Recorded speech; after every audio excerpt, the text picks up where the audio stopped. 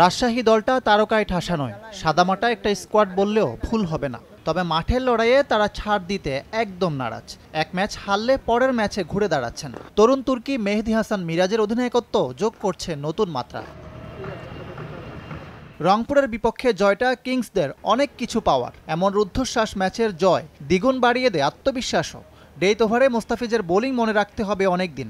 জাকির হাসানের ব্যাটিংয়েও আছে ভালো করার রসদ। সব মিলিয়ে কিংসরা চায় জয়রথ ধরে রাখতে। আমাদের দারুণ একটা দল। দেখুন, শুরুটা ভালো না হলেও আমরা কিন্তু ঘুরে দাঁড়াতে পারি, সেটা প্রমাণ করেছি। আমাদের আছে মোস্তাফিজের মতো বলার। সিলেটে আমাদের লক্ষ্য একটাই, জয়ের এ ধারা ধরে রাখা। ঢাকার উইকেট নিয়ে কম কথা হয়নি, সিলেট নিয়ে সেটা হবে না এমনটা বলে আসছিল সবাই। রাজশাহীর লঙ্কান ক্রিকেটার উদানাও বলছেন সিলেটের উইকেট হবে টি-20 বান্ধব। মাঠে আসবে দর্শক, জমে উঠবে ম্যাচ। খুলনা ভাগ্যকে দুষতেই পারে, এখনো জয়ের মুখ দেখেনি টাইটান্স।